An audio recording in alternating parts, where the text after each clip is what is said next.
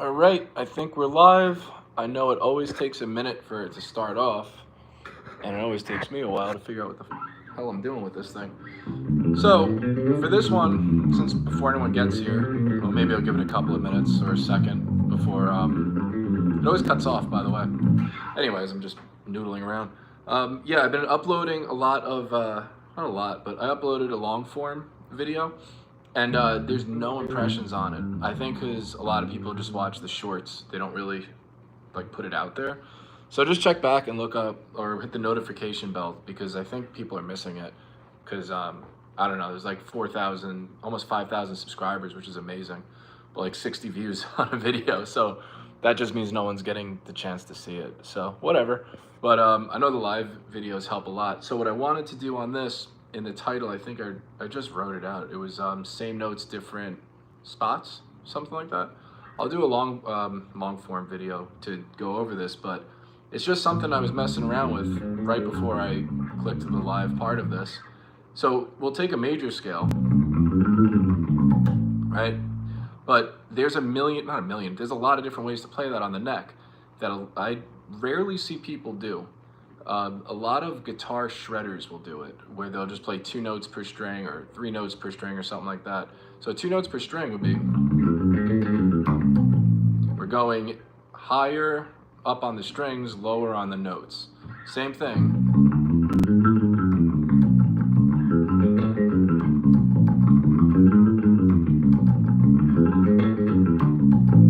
It opens up the possibilities of what you could do and what you're gonna see. Like for most people, when they say play an octave, they're gonna go 2 strings up, 2 frets up. That's it. But you always forget that's there. If you go up to the 3 strings up, 3 frets down, that adds a whole nother realm of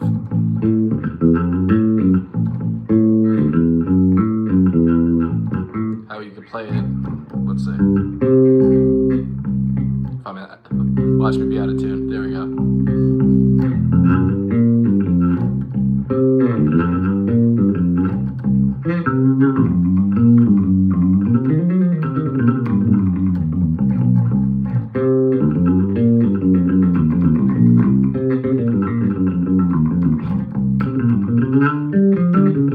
You can fly around in 2 positions because I have my root note, C and C. So I could play with C here, with all that real estate, or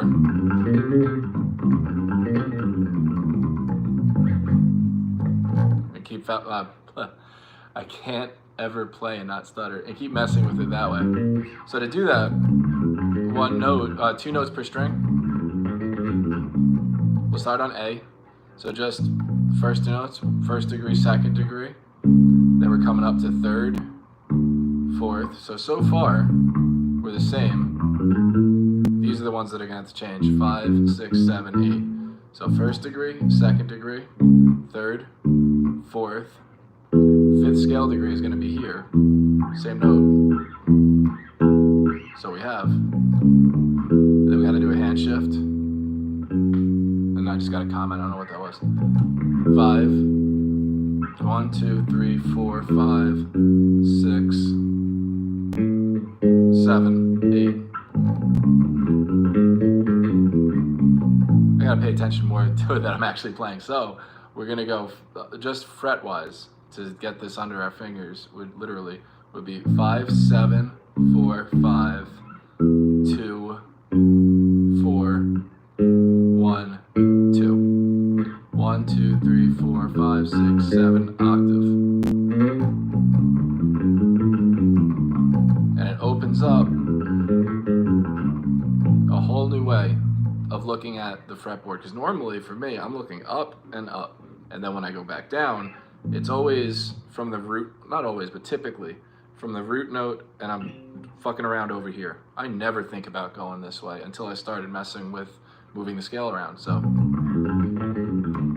because now I have this whole section that I never ever touch, never mess with, and it opens up a whole new world for it. So especially taking it in groupings and sequences, like thirds.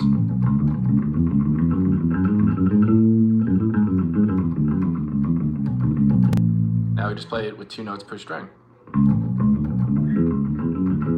Ooh.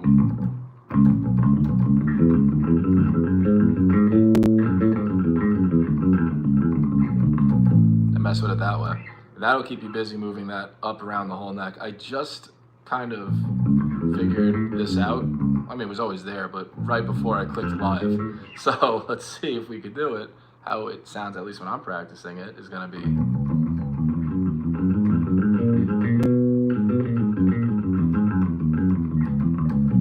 So you gotta get the hand shifts down whenever you're gonna go. So I think it's a really good exercise. And we could also change that to any scale. So cool diagnosis. I can't even read. I can't read good, but thank you. The diagnoses. Yeah, that's exactly how it would be. So the thing now, if we're taking 2 notes per string, we could start messing with weirder scales. Weirder. So my idea of a weirder one is the double. I got in trouble for saying, not in trouble, someone gave me, I don't know, corrected me, but I called it the Byzantine scale. I like saying Byzantine because it tells you exactly what part of the world it's from. But it's also the double harmonic major scale. But, I mean, like I responded to it, I said I don't call it the accelerator on my car, I call it the gas pedal. So I don't need, if someone wants to break down the theory of it, I'll do it. The theory is a minor second, major third, perfect fourth, perfect fifth, minor 6, major 7, octave. So now if we're gonna do 2 notes per string, it's gonna be all half steps. Going up that way. So 5, 6, 4, 5, 2, 3, 1, 2.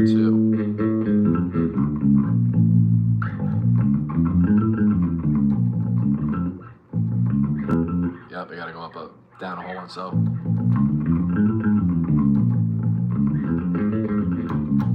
And I'm playing this in real time too. Like I'm learning it right there with you, because I haven't done that ever in my life until right now. So to take that in thirds.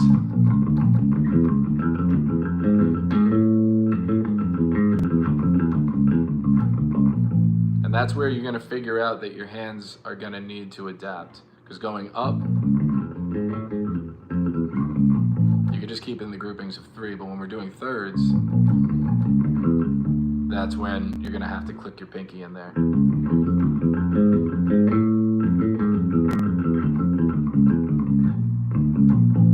the more you practice it, like again, I've never done that before until right now, so I'll have to figure out, you know, what's an expedited way of playing it, what's the easiest, most efficient way of playing that scale. And then you just move it around.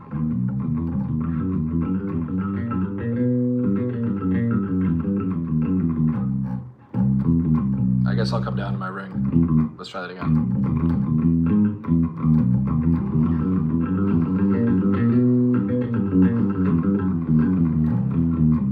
Yeah, it's a weird one. I would have to force my ring for it. So, just mess wing with that. 2 notes per string. Changes everything up. Minor scale too. Right, so. Right, there to there, so.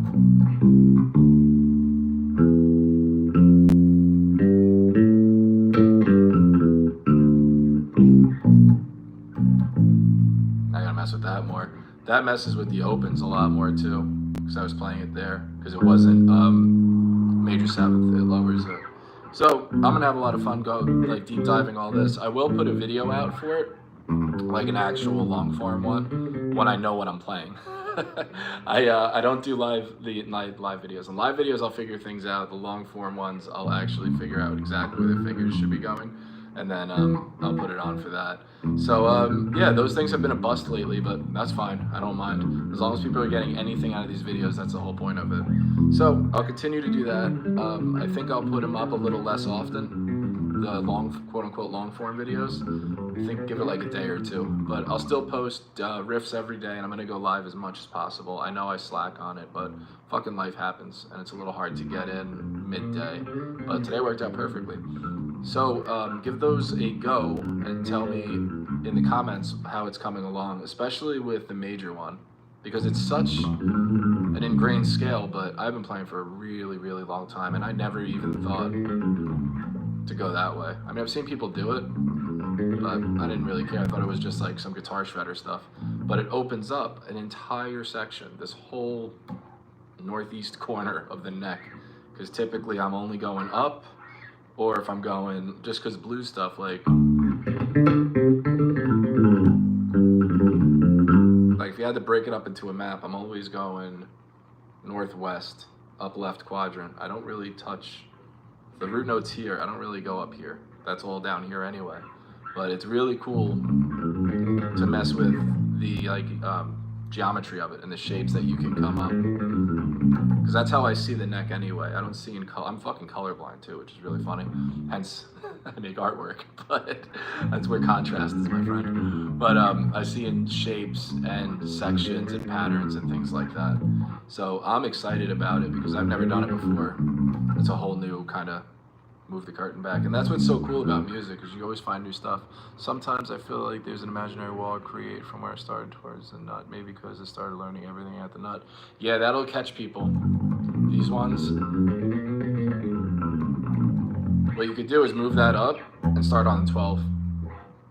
You'll be you're probably way more advanced than you realize for soloing. Because if you're used to playing at the nut and not really looking everywhere else, if you start playing like, you just fly everything. It's just a mirrored image. Not even mirrored, it's not inverted. It's just the same shit, just up. Yeah, what I like to do to get away from, if you just learn how to play like with those 4 here and the open, like they call it the moneymaker territory, where the only notes you need to play on bass are there, which is bullshit. But you could get away with a lot over here. The big shape or pattern I use, and I've leaned heavily on and I teach, is the 1-3-5. Root note, 3rd, 5th, whether it's a major 3rd or minor 3rd. So this hand position, that kind of shape, this little middle index pinky, that triangle, or an open triangle more, or that minor part, that is a huge one for me. You can make it sound good with almost anything.